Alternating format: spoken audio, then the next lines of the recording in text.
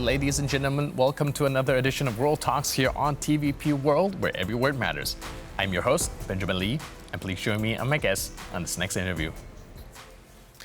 As the war in Gaza enters its second year, tensions across the Middle East escalate, drawing in regional powers like Iran and Hezbollah. Israel's military campaign has intensified after the death of key militant leaders, with Hezbollah and Iran launching retaliatory strikes.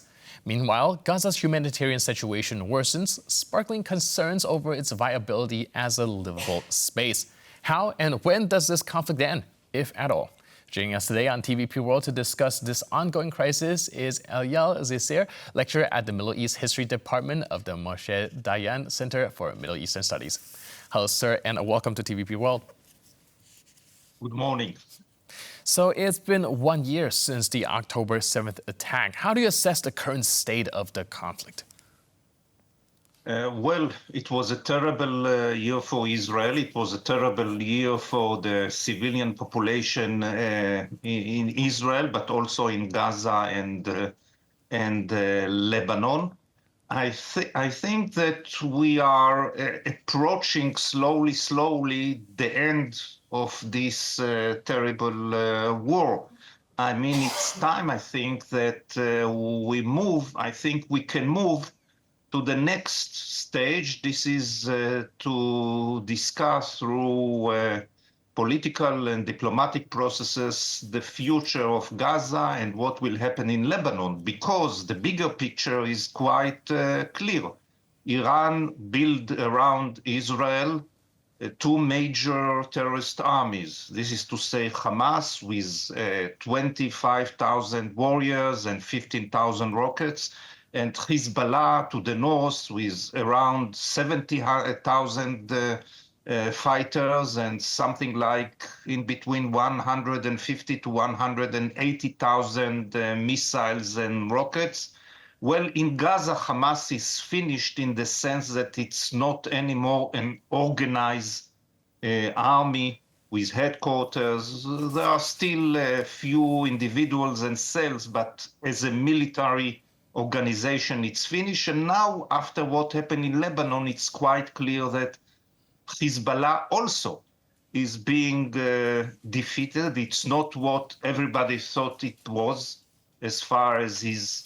So I think we can move ahead, but for that, we need the Israeli government to conclude with maybe Western governments, Arab governments, what will happen in the region. And here we have some sort of a problem, because currently the prime minister is not interested in engaging in such a dialogue.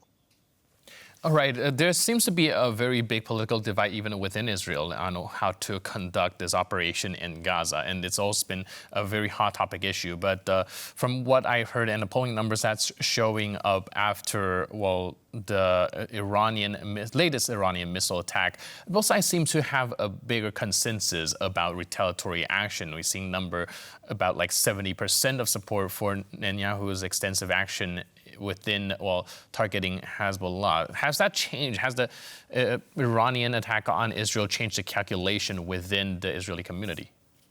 No, I think that on the contrary, it strengthens. And I don't think that Netanyahu is extremely popular in Israel. Many see him as the main reason, or blame him for having responsibility for what happened, and the Israeli society is divided. But as for hitting Iran and Hezbollah, I think that there is a major consensus that Hezbollah should be dealt. Let me remind all of us that Hezbollah launched attack against Israel, opened fire, started an attack against Israel a day after Hamas invaded Israel. And Iran joined this war, and actually Hamas is a proxy of Iran. So what to do exactly? There is, of course, a debate whether Israel should do this or that, but the need to deal with these external threats, I don't think that there is any debate. I think that most Israelis, also the American administration, which gives support to Israel, agree that these things should be done. Yeah. Do you believe Israel's strategy of targeting key militant leaders have brought them closer to a resolution or simply escalated tensions? Well, first of all, when we speak about escalation, the one that decided to escalate is the other side, is Hezbollah. I guess that for someone outside Israel to say that Hezbollah is launching every day 100 rockets, and the day that follow he launch 150 rockets, this is an escalation. But for the average Israelis that are suffering from these attacks, well, the escalation was there. And yes, I mean, Israel couldn't allow itself to continue with this war of attrition along all the northern of Israel, and decided to say enough is enough. Now, I don't think that targeting leaders is the thing that will solve the problem. If it's part of campaign, and what Israel, as I see it, did was not only going after the leader of these terrorist organizations, but also hitting headquarters, hitting places where the arsenal of missiles were. And clearly we see, if people expected Hezbollah to launch 1,000 rockets a day against Israel, covering all the area of Israel, clearly its capabilities were diminished. All right, now, given this complex geopolitical landscape and what you just mentioned earlier, perhaps a lot of Israelis themselves want to see a ceasefire happen, but Netanyahu is still trotting out ahead. Do you think the actual peace agreement or any ceasefire is a realistic outcome to expect at this point? Well, peace you can sign with somebody who is ready to make peace with you, and clearly Hamas and Hezbollah said very clearly they are not, and also Iran, are not after signing peace. By the way, Israel has peace agreements with most Arab countries, and none of them broke its diplomatic relations with Israel. Actually, many support the Israeli action because they see Iran as the main threat to their stability. It's difficult.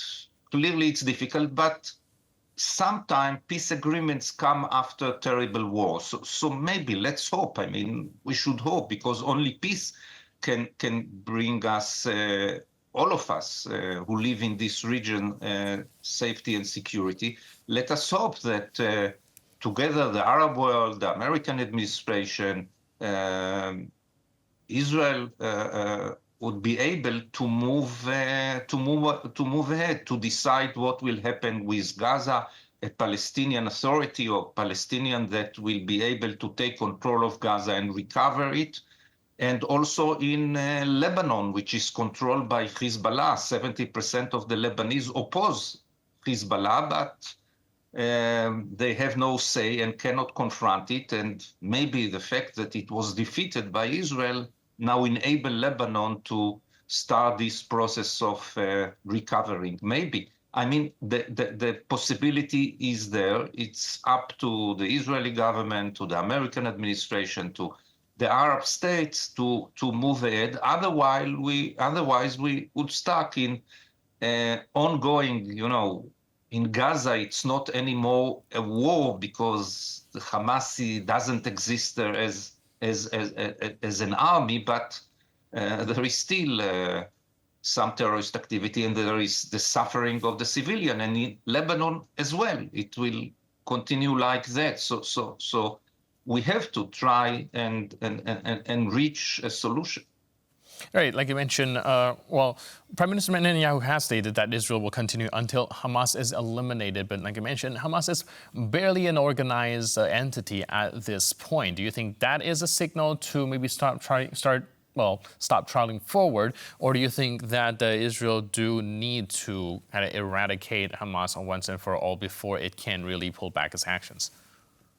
Well, I don't know what does it mean to eradicate. I mean, We have examples like ISIS. ISIS is still there in in Western Iraq, in Eastern Syria. It's still active. If someone follow the events on a daily basis, every day there are attacks by ISIS groups against targets. Also, Al-Qaeda, it's not easy to eradicate, because there are always people who may follow the organization. But when we speak of Hamas as an organization that is not only carry out attacks, but it was the organization that governed Gaza, had control, civilian control over Gaza, had ministries, had an army. This is not the case anymore. So if and you can replace Hamas only by offering an alternative. So this will be the ultimate solution, to offer an alternative for the suffering population in Gaza, Palestinians who will take care of them. There is the Palestinian Authority.